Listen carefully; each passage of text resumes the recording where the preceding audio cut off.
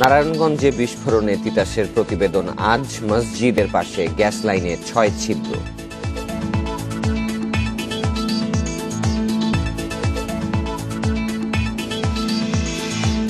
নেত্রকোনায় নৌকাডুবিতে এখনও নিখোঁজ ১২ যাত্রী। সকালে আবার শুরু হচ্ছে উদ্ধার কাজ।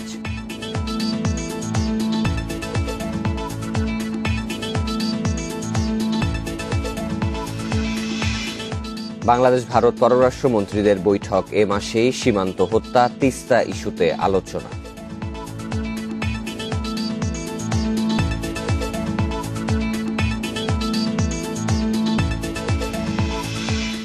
ট্রেন সেবা সরকারি ব্যবস্থাপনায় ফেরানোর চিন্তা। যাত্রী সেবার মান কমার শঙ্কা বিশেষজ্ঞদের।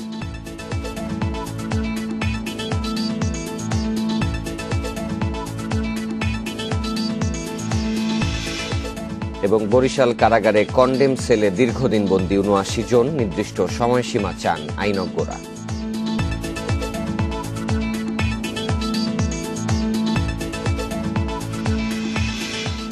ইন্ডিপেন্ডেন্ট সংবাদে স্বাগত। সাথে আছি শাফাত বিন ফরিদ। শুনছিলেন শিরোনাম, যাচ্ছি পুরো খবরে। নারায়ণগঞ্জে মসজিদে বিস্ফোরণের ঘটনায় আজ প্রতিবেদন জমা দেবে তিতাসের তদন্ত কমিটি। বিস্ফোরণ হওয়া মসজিদের কাছে গ্যাস লাইনের নতুন আরও ৩টি লিকেজ পেয়েছে তিতাস। এ নিয়ে মোট ৬টি লিকেজ পাওয়া গেল। এদিকে ৫ দিন পর চালু হয়েছে পশ্চিম তল্লা ও সবুজবাগ সহ আশপাশের এলাকার গ্যাস সরবরাহ। অবশেষে নারায়ণগঞ্জে খোঁড়াখুড়ি শেষ করল তিতাস। মসজিদের ৪ নম্বর পিলারের নিচে গ্যাস পাইপে ৬টি লিকেজ পেল। এরপর ওই এলাকায় গ্যাস সরবরাহ চালু করা হয়েছে।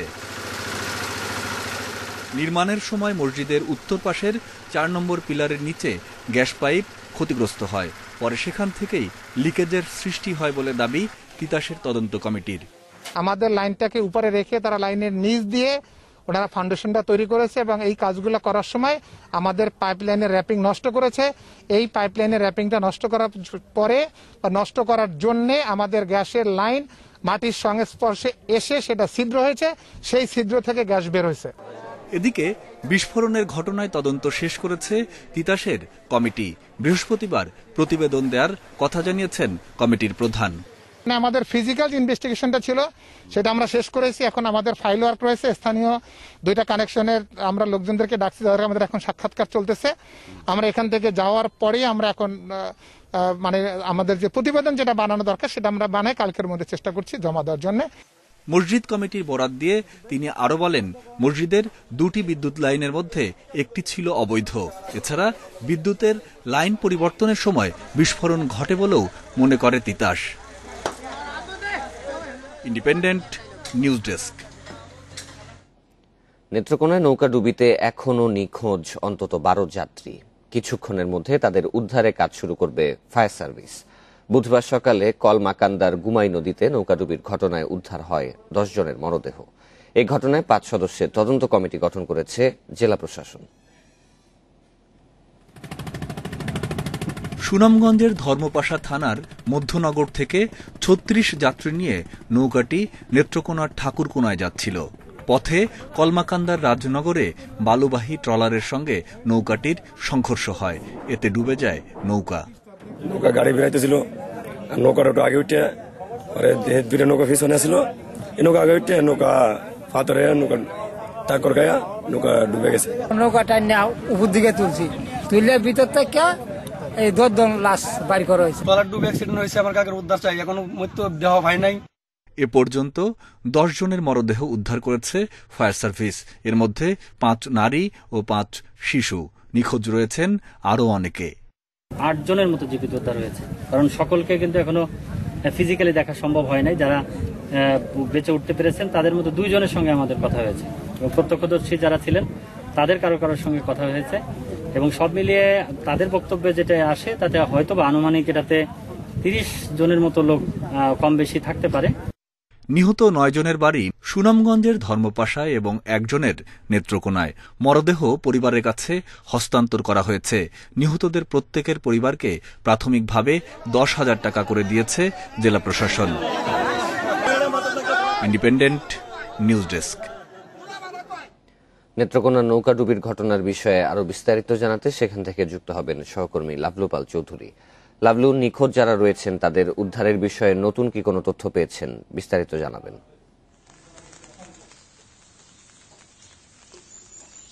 হ্যাঁ, আমি কলমাকান্দা যে ফায়ার সার্ভিসের যে স্টেশনটি রয়েছে সেই স্টেশনের যে ইনচার্জ তার সাথে আমি কথা বলেছি। তিনি আমাকে যেমনটি জানিয়েছেন যে কলমাকান্দার যে ফায়ার সার্ভিস এবং নেত্রকোনার যে স্টেশন রয়েছে এবং কিশোরগঞ্জের যে স্টেশন রয়েছে সেই তিন জায়গা থেকে 3টি টিম সেখানে কাজ করছে। তারা 27 জন সদস্য এবং ময়মনসিংহ ও কিশোরগঞ্জ থেকে 7 জন ডুবুরি। তারা কিন্তু কালকে যে 6টা সাড়ে 6টার দিকে থেকে তারা কাজ শুরু করেছে এবং রাত 10:30 পর্যন্ত কিন্তু তারা সার্চ করেছে, কিন্তু কোনো কাউকে উদ্ধার করতে পারেনি যারা নিখোঁজ রয়েছে 12 জন। কিন্তু আজকে যে সকাল 8টা থেকে তারা আবার সেই উদ্ধারে কাজ করবে। আমি কালকেও সে ঘটনাস্থলে ছিলাম, প্রশাসনের লোকজন গিয়েছিল এবং স্থানীয়দের সাথে কথা বলেছি, দেখেছি যে সেখানে কিন্তু আসলে প্রচন্ড স্রোত। আজকেও কিন্তু একটু আবহাওয়া, একটু বৈরী আবহাওয়া আছে, সকাল থেকে কিন্তু থেমে থেমে বৃষ্টি হচ্ছে। যদি সেই বৈরী আবহাওয়া থাকে সেখানকার যে পরিবেশ, হাওরের ভেতর দিয়ে যে গোমাই নদীটি বয়ে গেছে সেখানে কিন্তু প্রচন্ড খরস্রোতা, সেখানে যে উদ্ধার কাজটা একটা ব্যাহত হবে। এমনিতেও কিন্তু কালকে যে শঙ্কা করছিল প্রশাসনের লোকজন, স্থানীয়রা, যে অন্তত 2 থেকে 2.5 কিলোমিটার দূরে যারা তলিয়ে গেছে তাদেরকে যদিও উদ্ধার করা যায় সেটাও 2 থেকে 2.5 কিলোমিটার দূর। কিন্তু রাতভর তারা সার্চ করেছিল। আমি রাতেও কথা বলেছি, আজকে সকালেও কথা বলেছি, এখন পর্যন্ত কিন্তু তারা কাউকে উদ্ধার করতে পারেনি। তবে তারা উদ্ধারের সর্বশেষ চেষ্টা, সেই চেষ্টাটি আজকে দিনভর তারা চালাবে। নেত্রকোনা নৌকাডুবির ঘটনার সর্বশেষ তথ্য জানাচ্ছিলেন সহকর্মী লাভলু পাল চৌধুরী। স্বরাষ্ট্র মন্ত্রণালয় প্রশাসনিক কমিটির তদন্ত প্রতিবেদনে অবসরপ্রাপ্ত মেজর সিনহা মোহাম্মদ রাশেদ খান হত্যাকাণ্ডকে পুলিশের আত্মরক্ষার আইনি সুবিধার অপপ্রয়োগ এবং অপেশাদারী আচরণ বলে চিহ্নিত করা হয়েছে। প্রতিবেদনে বলা হয়েছে, এ হত্যাকাণ্ড পুলিশের প্রস্তুতিহীন ও হঠকারী আচরণ, যথাযথ তদারকি ও জবাবদিহির অভাবে এমন পরিস্থিতি তৈরি হয়েছে। এসব বন্ধে কমিটি 13 দফা সুপারিশও করেছে। গত 31 জুলাই রাতে কক্সবাজার টেকনাফ মেরিন ড্রাইভ সড়কের শামলাপুর চেকপোস্টে পুলিশের গুলিতে নিহত হন অবসরপ্রাপ্ত মেজর সিনহা রাশেদ খান। এ হত্যার ঘটনা তদন্তের জন্য গত 1 আগস্ট চট্টগ্রামের অতিরিক্ত বিভাগীয় কমিশনার মিজানুর রহমানকে প্রধান করে তদন্ত কমিটি গঠন করে স্বরাষ্ট্র মন্ত্রণালয়। কাজ শুরুর পর 7 কর্মদিবসের মধ্যে কমিটিকে তদন্ত প্রতিবেদন জমা দিতে বলা হয়। পরে দফায় দফায় সময় বাড়ানো হয়। 68 জনকে জিজ্ঞাসাবাদ এবং ওসি প্রদীপ কুমার দাস ও পরিদর্শক লিয়াকত আলীকে দীর্ঘ জেরা করে কমিটি। দফায় দফায় ঘটনাস্থল পরিদর্শন করেন সদস্যরা। অবশেষে সোমবার 80 পৃষ্ঠার মূল প্রতিবেদন সহ 586 পৃষ্ঠার প্রতিবেদন স্বরাষ্ট্রমন্ত্রীর কাছে তুলে দেয়। এই তদন্ত রিপোর্টটা পুঙ্খানুপুঙ্খরূপে পড়বেন, দেখবেন, বিশ্লেষণ করবেন, তারপরে আমাদের সচিব মহোদয় সম্মুখে তুলে ধরবেন এবং আমরা পরবর্তীতে আমাদের কি করণীয় সেইটা আমরা সিদ্ধান্ত নিব। কমিটি ঘটনার উৎস ও কারণ উদ্ঘাটনে কোন তথ্যের ভিত্তিতে বাহারছড়া তদন্ত কেন্দ্রের পরিদর্শক লিয়াকত আলী তল্লাশি চৌকিতে অবস্থান নিলেন, তিনি কি প্রাপ্ত তথ্য যাচাই করেছিলেন? তদন্ত কেন্দ্রের প্রধান হিসেবে তিনি অন্য সংস্থার সহযোগিতা ও যথাযথ নিরাপত্তামূলক ব্যবস্থা নিয়েছিলেন কিনা, সব মিলিয়ে এমন 11টি বিষয় হাতে নিয়ে তদন্ত কাজে নেমেছিল কমিটি। প্রতিবেদন বলছে, সাম্প্রতিক সময়ে টেকনাফে বিভিন্ন সংস্থার ব্যাপকভাবে গুলিবর্ষণের কারণে লিয়াকতের মনে এ ধরনের অসংবেদনশীল মানসিকতা তৈরি হয়েছে। আত্মরক্ষার আইনের ব্যাপারে তাদের স্পষ্ট ধারণা না থাকলেও আত্মরক্ষার অজুহাতে তারা গুলি করেন। এসব গুলিবর্ষণের ঘটনা যাচাই করে কমিটি দেখতে পায় বেশিরভাগ ঘটনার নির্বাহী তদন্ত হয়নি। যেগুলোর হয়েছে তাতেও পুলিশ প্রবিধান মানা হয়েছে কিনা সে ব্যাপারে কমিটি সন্দেহ প্রকাশ করেছে। কমিটি বলছে, এভাবে ব্যক্তিবিশেষ আইনি বিধানের অপপ্রয়োগ করে দণ্ডমুণ্ডের কর্তা হয়েছেন। লিয়াকতের গুলিবর্ষণ সেই প্ররোচনারই ফল। কমিটি বলছে, লিয়াকতের এমন কর্মকাণ্ড অপেশাদারী, খামখেয়ালি, রহস্যজনক ও প্রশ্ন সাপেক্ষ। প্রতিবেদনের নানা বিষয় নিয়ে বুধবার সাংবাদিকদের মুখোমুখি হন স্বরাষ্ট্রমন্ত্রী। আমরা তদন্তের আগে যেটা নাকি কোর্টের যে তদন্ত, যেটা এখন চলছে, র্যাব যেটা চালাচ্ছে কোর্টের নির্দেশিত হয়ে, তাদের রিপোর্টের আগে কোনো রিপোর্ট বের হয়ে সেই তদন্তকে প্রভাবান্বিত করুক, এটাও আমরা চাই না। এ হত্যার ঘটনাটি তাৎক্ষণিক নাকি পরিকল্পিত, এ প্রশ্নের মীমাংসা করতে পারেনি স্বরাষ্ট্র মন্ত্রণালয়ের গঠিত তদন্ত কমিটি। এছাড়া লিয়াকতের এই গুলিবর্ষণ নিছক আত্মরক্ষার জন্য ছিল না নেপথ্যে অন্য কোনো রহস্য আছে, বিষয়টি কমিটিকে ভাবিয়ে তুলেছে বলে তদন্ত প্রতিবেদনে উল্লেখ করা হয়েছে। শিমুল বাশার, ইন্ডিপেন্ডেন্ট নিউজ, ঢাকা। এদিকে অবসরপ্রাপ্ত মেজর সিনহা মোহাম্মদ রাশেদ খান হত্যা মামলায় পুলিশের বরখাস্ত 4 সদস্যকে স্বীকারোক্তিমূলক জবানবন্দি শেষে কারাগারে পাঠানো হয়েছে। 6 ঘণ্টা জবানবন্দি শেষে তাদের কারাগারে পাঠানোর নির্দেশ দেয় আদালত। সিনিয়র জুডিশিয়াল ম্যাজিস্ট্রেট তামান্না ফারার আদালতে জবানবন্দি দেন তারা। জবানবন্দি দেয়া 4 জন হলেন টেকনাফ থানার বরখাস্ত উপপরিদর্শক লিটন মিয়া, কনস্টেবল সাফানুর করিম, কামাল হোসেন ও আব্দুল আল মামুন। গত 24 আগস্ট ওই মামলায় তাদের জিজ্ঞাসাবাদের জন্য দ্বিতীয় দফায় 4 দিনের রিমান্ড মঞ্জুর করে আদালত। গত 6 সেপ্টেম্বর তাদের জিজ্ঞাসাবাদ করে র্যাব। এরই মধ্যে এই মামলায় বরখাস্ত পুলিশ পরিদর্শক লিয়াকত আলী সহ 8 জন আদালতে স্বীকারোক্তিমূলক জবানবন্দি দিয়েছেন। 29 সেপ্টেম্বর ভার্চুয়াল প্ল্যাটফর্মে বসছে বাংলাদেশ ভারত পররাষ্ট্রমন্ত্রী পর্যায়ের বৈঠক। আলোচনা হবে সীমান্ত হত্যা বন্ধ, তিস্তা সহ অভিন্ন নদীর পানি বন্টন ইস্যুতে। পররাষ্ট্র সচিব মাসুদ বিন মোমেন জানান, বৈঠক অনলাইনে হবে, তাই কোনো সমঝোতা সই হবে না। বাংলাদেশ ভারতের পররাষ্ট্রমন্ত্রী পর্যায়ের যৌথ পরামর্শ কমিশন জেএসসিসির সর্বশেষ বৈঠক হয় দিল্লিতে। গত বছরের ওই বৈঠকে বাংলাদেশের পক্ষে অংশ নেন একে আব্দুল মোমেন ও ভারতের তখনকার পররাষ্ট্রমন্ত্রী সুষমা স্বরাজ। এতে মোংলায় ভারতীয় অর্থনৈতিক অঞ্চলে বিনিয়োগ সহায়তা সহ 4টি সমঝোতা সই হয়। এবার করোনা পরিস্থিতিতে ষষ্ঠ বৈঠক ভার্চুয়ালি আয়োজন করছে ঢাকা। বৈঠকের প্রস্তুতি ও এজেন্ডা ঠিক করতে পররাষ্ট্র সচিবের সঙ্গে আলোচনা করেন ভারতীয় বিদায়ী high commissioner Riva Ganguly Das. Joint consultative committee যেটা আছে জেসিসি 29 সেপ্টেম্বর অপরাহ্নে সেই মিটিংয়ে এটাতে একটা অন্যতম একটা এজেন্ডা যে how to minimise this kinds of undesirable deaths, সেটা নিয়েও আলোচনা হবে। তিনি আরও জানান, ভারতের $800 কোটি লাইন অফ ক্রেডিটের আওতায় নেওয়া প্রকল্প বাস্তবায়নের ধীর গতি নিয়েও আলোচনা করবেন একে আব্দুল মোমেন ও ভারতের পররাষ্ট্রমন্ত্রী এস জয়শঙ্কর। আলোচনায় আছে পানি বন্টন ইস্যুও। পানি সংক্রান্ত শুধু তিস্তা নয়, আরও অন্যান্য আমাদের যে নদীগুলো আছে অভিন্ন, সেগুলো নিয়েও আলোচনা, এবং সেটার ব্যাপারেও আমরা দুই মন্ত্রী মহোদয় যদি একটা ইন্ডিকেশন দেন তাহলে আমরা হয়তো আগামীতে হয়তো বসতে পারি জেআরসি ফরম্যাটে। লাইন অফ ক্রেডিট যেগুলোর মাধ্যমে বেশ কিছু প্রজেক্ট আছে সেগুলোর অগ্রগতি পর্যালোচনা করা এবং একটা মেকানিজমের কথা আমরা ইতিমধ্যে শুনেছি যে সচিব পর্যায়ে এটা ওভারসি করার বিষয়টা, তো সেইগুলোতেও দুই দেশের মন্ত্রীরা হয়তো একটা সুনির্দিষ্ট একটা দিক নির্দেশনা দিবেন। জেএসসিসির বৈঠকের পরই সিদ্ধান্ত পর্যালোচনা করতে দিল্লি সফর করবেন ঢাকার পররাষ্ট্র সচিব। Nafiza Daula, independent News, Dhaka. একদিনের সরকারি সফরে ঢাকায় এসেছেন হাঙ্গেরির পররাষ্ট্রমন্ত্রী পিটার সিজার্তো। তার এ সফরে ঢাকা বুদাপেস্ট একটি সমঝোতা স্মারক সই হবে। রাত 12:30টার দিকে তিনি হযরত শাহজালাল আন্তর্জাতিক বিমানবন্দরে পৌঁছান। হাঙ্গেরির পররাষ্ট্রমন্ত্রীকে স্বাগত জানান বাংলাদেশের পররাষ্ট্র সচিব মাসুদ বিন মোমেন। পিটার সিজার্তো বৃহস্পতিবার সকাল 11টায় বাণিজ্যমন্ত্রী টিপু মুন্সির সঙ্গে বৈঠক করবেন। একই দিনে বিকেল 2:45টায় পররাষ্ট্রমন্ত্রী ডক্টর একে আব্দুল মোমেনের সঙ্গে হবে বৈঠক। এ সময় দুদেশের মধ্যে একটি সমঝোতা স্মারক সই হবে বলে পররাষ্ট্র মন্ত্রণালয় সূত্রে জানা গেছে। বিকেল 4টায় দুদেশের পররাষ্ট্রমন্ত্রী যৌথ সংবাদ সম্মেলনে অংশ নেবেন। এছাড়া বঙ্গবন্ধু শেখ মুজিবুর রহমানের প্রতিকৃতিতে শ্রদ্ধা জানাবেন পিটার সিজার্তো। বৃহস্পতিবার সন্ধ্যায় তিনি ঢাকা ছেড়ে যাবেন।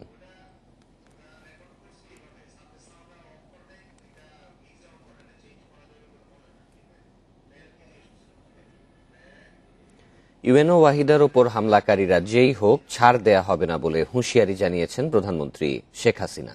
অপরাধীদের রক্ষায় সংসদ সদস্যরা যেন চেষ্টা না করেন সে ব্যাপারেও সতর্ক করেন তিনি। বুধবার সংসদে প্রশ্নোত্তর পর্বে প্রধানমন্ত্রী এসব কথা বলেন। শেখ হাসিনা বলেন, গোয়েন্দা সংস্থা সহ আইনশৃঙ্খলা বাহিনী সক্রিয় আছে। তদন্তে যার নাম আসবে তার বিরুদ্ধেই নেওয়া হবে ব্যবস্থা। কারা এ ঘটনায় মদদ দিয়েছে তাদেরও খুঁজে বের করা হবে। আরেক প্রশ্নে প্রধানমন্ত্রী জানান, যেসব দেশ সমুদ্র সম্পদ আহরণ ও ব্যবহারে যথেষ্ট দক্ষ তাদের কাছ থেকে অভিজ্ঞতা জেনে সুনীল সম্পদের সর্বোত্তম ব্যবহার নিশ্চিত করা হবে।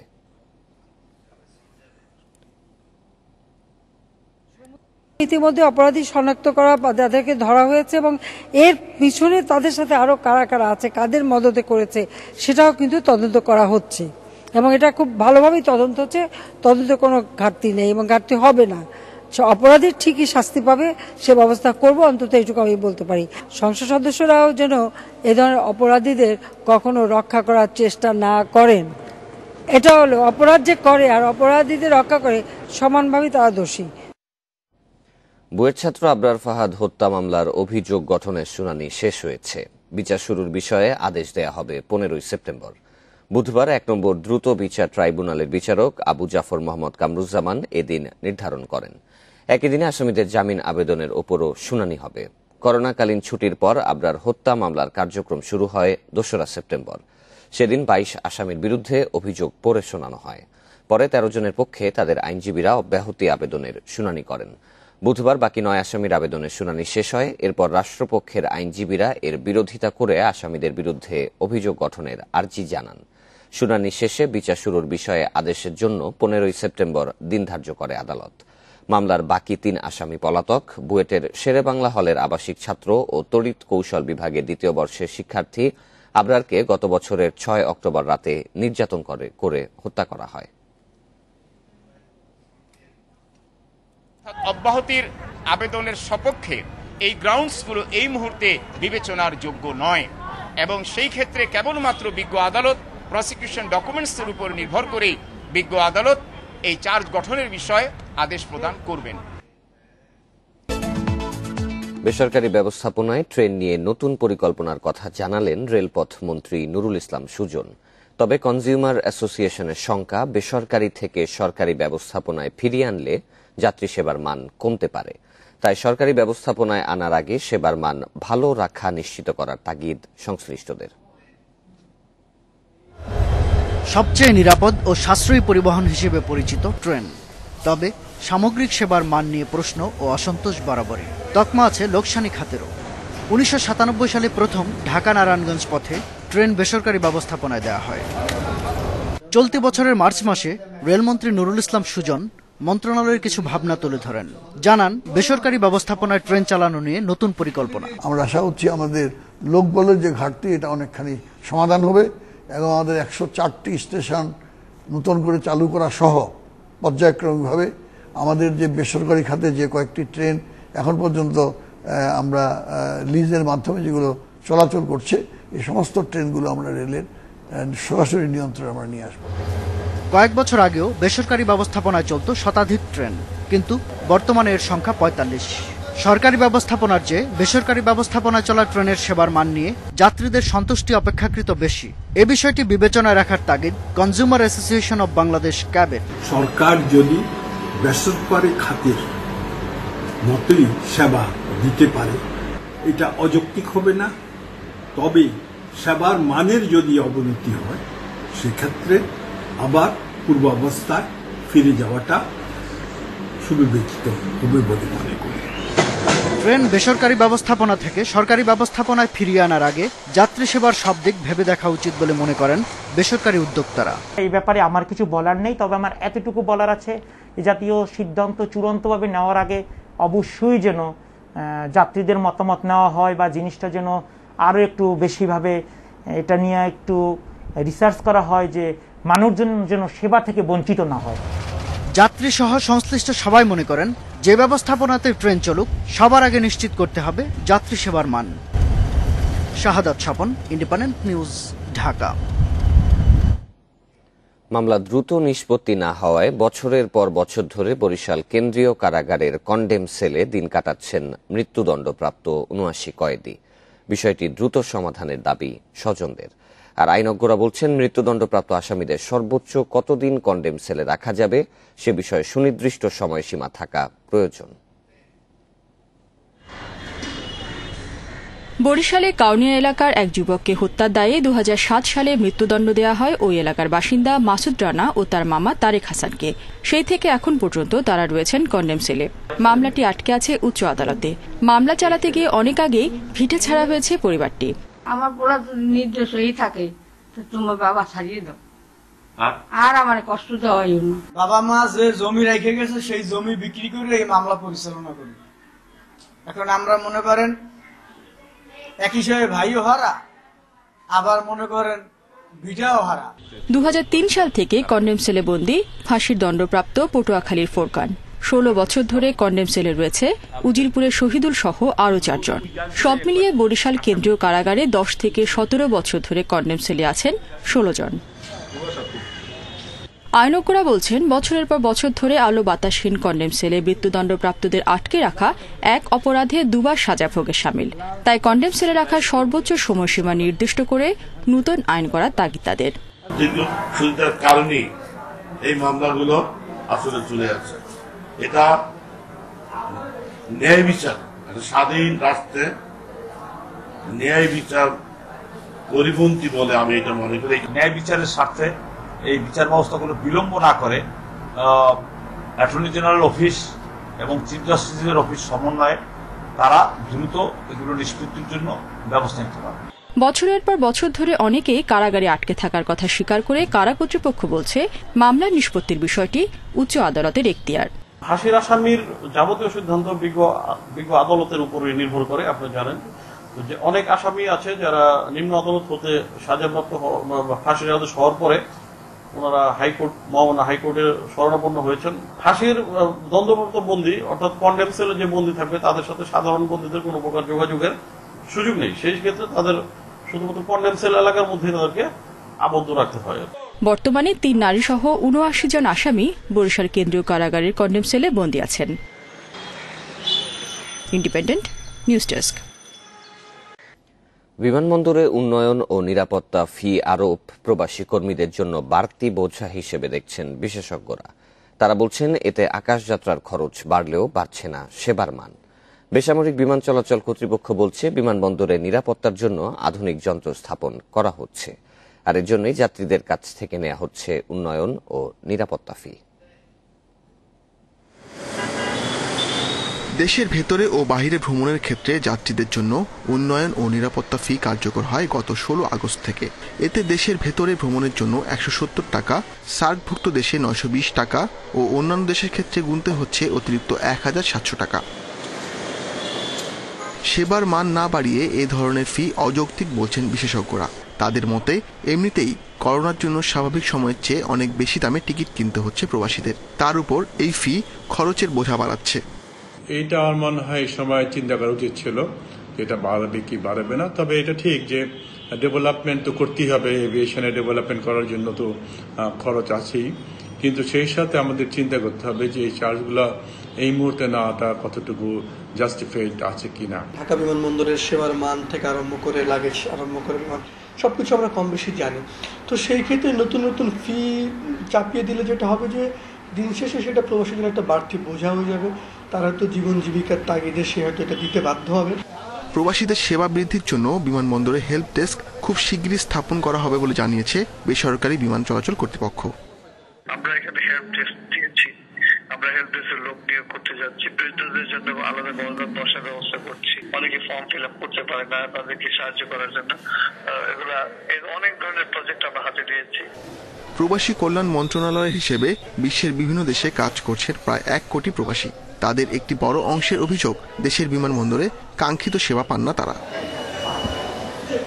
Ashiq Hossain, Independent News, Dhaka. Mobile banking লেনদেনের মাধ্যমে প্রতিদিন গ্রামে যাচ্ছে 1300 কোটি টাকা, যা চাঙা করছে গ্রামীণ অর্থনীতিকে। পাশাপাশি করোনায় মোবাইল ব্যাংকিং এর ওপর মানুষের নির্ভরশীলতা বাড়ায় জুলাইয়ে রেকর্ড 63,000 কোটি টাকা লেনদেন হয়েছে। অপারেটররা বলছেন, মানুষের আর্থিক অন্তর্ভুক্তি আরও বাড়াতে নেওয়া হচ্ছে নতুন নতুন উদ্যোগ। অনলাইনে কেনাকাটা, বিল কিংবা বেতন পরিশোধকে ঝামেলামুক্ত করেছে মোবাইল ব্যাংকিং। যে কোনো সময় ইচ্ছে মতো টাকা উঠানো, পাঠানো ও মোবাইল ফোনে রিচার্জের সুবিধাও আছে। করোনায় এর জনপ্রিয়তা বেড়েছে আরও বেশি, কারণ এর মাধ্যমে সামাজিক দূরত্ব নিশ্চিত করেই সব সুবিধা পাচ্ছেন গ্রাহকরা। গত জুলাইয়ে মোবাইল ব্যাংকিংয়ে লেনদেন হয়েছে 63,000 কোটি টাকা, যা জুনে ছিল 45,000 কোটি। বর্তমানে গড়ে প্রতিদিন লেনদেন হচ্ছে 2,000 কোটি টাকা। উন্নত দেশ হওয়ার one of the major criteria হচ্ছে ফাইন্যান্সিয়াল ইনক্লুশন, আর এটা আসলে কোনো ব্যাংকের পক্ষে খুব ডিফিকাল্ট। যদি ব্যাংকের পক্ষে পসিবলই হতো তাহলে লাস্ট 20 বছরে মাত্র 11% মানুষ ফাইন্যান্সিয়াল ইনক্লুশন থাকতো না। এমএফএস আসার পরে কিন্তু এটা গ্রোথ হয়েছে। আমরা এখন প্রায় 40% মতো মানুষ কভার করেছি। আমাদের ভিশনটা হচ্ছে বাংলাদেশের সকল অ্যাডাল্ট পপুলেশনকে এই ফাইন্যান্সিয়াল ইনক্লুশন আওতায় আনবো। যেহেতু এই পদ্ধতিতে কন্ট্যাক্টলেস পেমেন্ট হয়, ট্রানজ্যাকশন হয়, মানুষ উত্তরোত্তর এই সেবা গ্রহণ করেছে। আমরা জুলাই মাসে যে প্রবৃদ্ধিটা দেখেছি মূলত এই কারণেই এই প্রবৃদ্ধিটা হয়েছে। সংশ্লিষ্টরা বলছেন, করোনায় মানুষ মোবাইল ব্যাংকিং সেবায় যেভাবে অভ্যস্ত হয়েছে, স্বাভাবিক সময়ে তা কয়েক বছর সময় লাগত। তাই এখন সেবার মান বাড়িয়ে খরচ কমানোর দিকে নজর দেওয়ার তাগিদ দিচ্ছেন অর্থনীতিবিদরা। কোভিডের সময় গ্রামীণ অর্থনীতিকে চাঙ্গা করবার জন্য এটা খুব কাজে লেগেছে।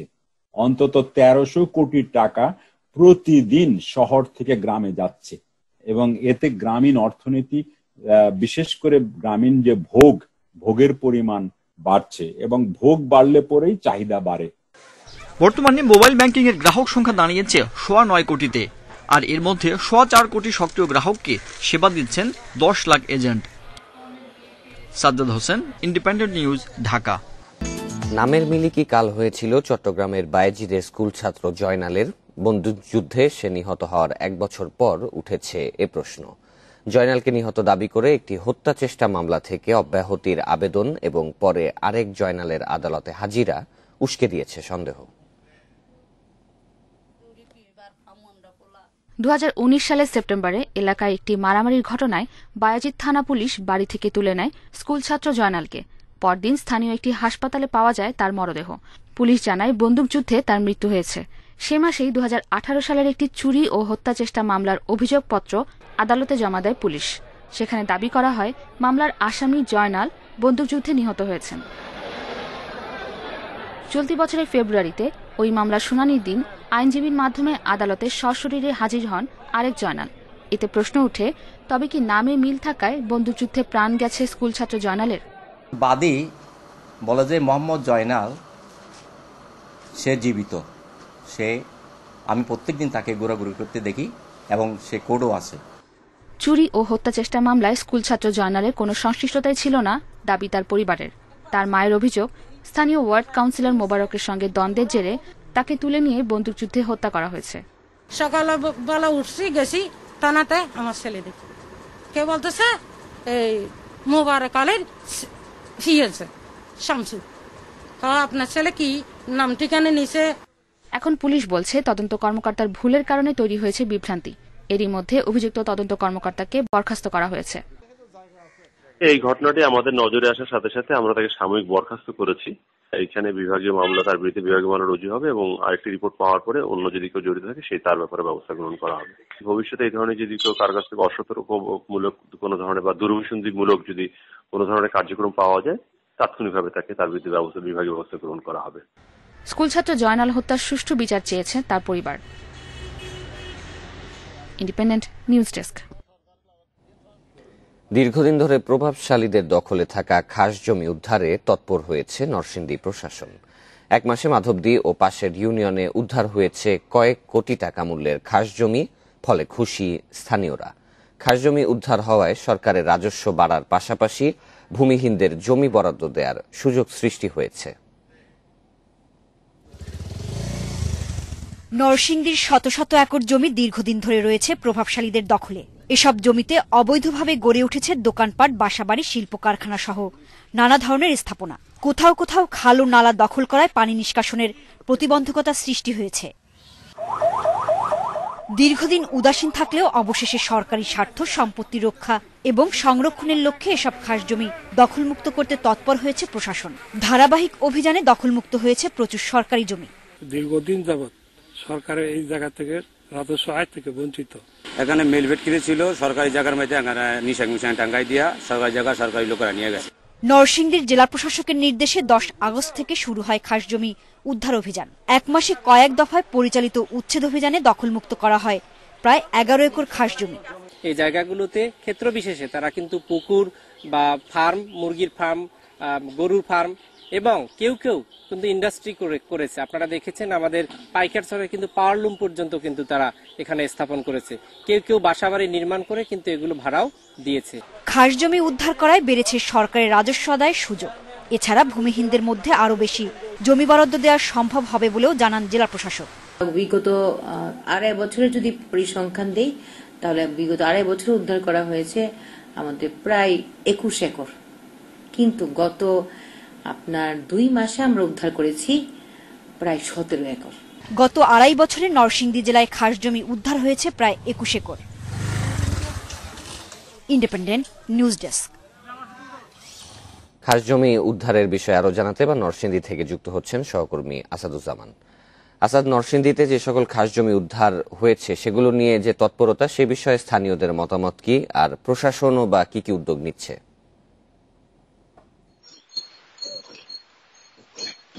আপনি জানেন যে আপনি সংবাদে যেটি দেখছিলেন যে এখানে আসলে যেসব খাসজমি রয়েছে এর মধ্যে বেশিরভাগ কিন্তু নরসিংদী সদর উপজেলা। আপনি জানেন যে সদর উপজেলা শিল্প সমৃদ্ধ জেলা হিসেবে শিল্প শহর, এইসব মাধবদী এবং নরসিংদী এসব যে জমি এগুলির অর্থমূল্য খুব বেশি। তা এইসব জমি আসলে আপনি জানেন যে এর আগে আসলে কিন্তু দীর্ঘদিন ধরে বছরের পর বছর, এমনকি কোথাও কোথাও যুগের পর যুগ ধরে কিন্তু আসলে বেদখলে ছিল এবং এসব জমির বেদখলে থাকার কারণে কিন্তু জেলা প্রশাসন বা সরকার এসব জমি থেকে রাজস্ব থেকে বঞ্চিত হচ্ছিল। আপনি জানেন যে এর মধ্যে এবার কিন্তু যে মুজিব বর্ষ উপলক্ষে নরসিংদী জেলা প্রশাসন যে উদ্যোগটি গ্রহণ করে যে তারা আসলে সরকারের যেসব খাস জমি এবং অন্যান্য সম্পত্তি যেসব জমি বেদখলে থাকবে সেসব জমি তারা উদ্ধার করবেন। সেই মুজিব বর্ষ উপলক্ষে সেই উদ্যোগটি গ্রহণ করার ফলে কিন্তু এখন যে উদ্ধার তৎপরতাটা বেড়েছে। আর আপনি জানেন যে এই উদ্ধার তৎপরতা আসলে পুরো জেলায় না বাড়লেও নরসিংদী সদর উপজেলায় কিন্তু সবচেয়ে বেশি। আর এখানে এই উদ্ধার তৎপরতার ফলে এখন যেসব জমি উদ্ধার হচ্ছে সেগুলি নিয়ে জেলা প্রশাসন যেটি ভাবছে যে সরকারি কিছু স্থাপনা করার চিন্তা ভাবনা তাদের রয়েছে এবং এছাড়া যারা ভূমিহীন রয়েছেন, জেলার ভূমিহীন কেউ আসলে ভূমিহীন থাকবে না, এসব ভূমিহীনদেরকে দেওয়ার জন্য সরকার এই চিন্তা ভাবনা করছে। আর এছাড়া মুক্তিযোদ্ধাদেরকে অগ্রাধিকার ভিত্তিতে তারা এসব খাস জমি বরাদ্দ দিবেন। তো সেই হিসাবে তারা আসলে জমি উদ্ধারের যে তৎপরতাটা সেটি বাড়িয়েছেন। বিশেষ জানাচ্ছিলেন সহকর্মী আসাদুজ্জামান। ভারতে 24 ঘন্টায় সর্বোচ্চ 95,000 জনের করোনা শনাক্তের রেকর্ড হয়েছে। বুধবার দেশটিতে নতুন করে প্রাণহানি হয়েছে 1,168 জনের। এদিকে বিশ্বে আবারও বেড়েছে করোনায় মৃতের হার। একদিনে প্রায় 6,000 মানুষের মৃত্যু হয়েছে। এ নিয়ে মোট মৃত্যু 9,07,000 ছাড়ালো। একদিনে নতুন 2,70,000 শনাক্ত নিয়ে মোট শনাক্ত 2,79,00,000-এর বেশি। বুধবার যুক্তরাষ্ট্রে 1,154 জন ও ব্রাজিলে 1,136 জনের প্রাণ গেছে করোনায়। দুই দেশে 34,000 নতুন রোগী শনাক্ত হয়েছে। এদিকে শুরুতে করোনা ভাইরাসের ভয়াবহতার কথা জানলেও সাধারণ মানুষ যাতে ভীত না হয় তাই একে সাধারণ সর্দি কাশি আখ্যা দিয়েছিলেন মার্কিন প্রেসিডেন্ট ডোনাল্ড ট্রাম্প। এক সংবাদ সম্মেলনে একথা জানান তিনি। ফ্রান্সে একদিনে 8,500 রোগী শনাক্ত হয়েছে। বিস্তার বাড়ায় চেক রিপাবলিকে মাস্ক পরা বাধ্যতামূলক করা হয়েছে। করোনা সংক্রমণের হার বিবেচনা করে 160 দেশে ভ্রমণ নিষেধাজ্ঞায় পরিবর্তন আনছে জার্মানি।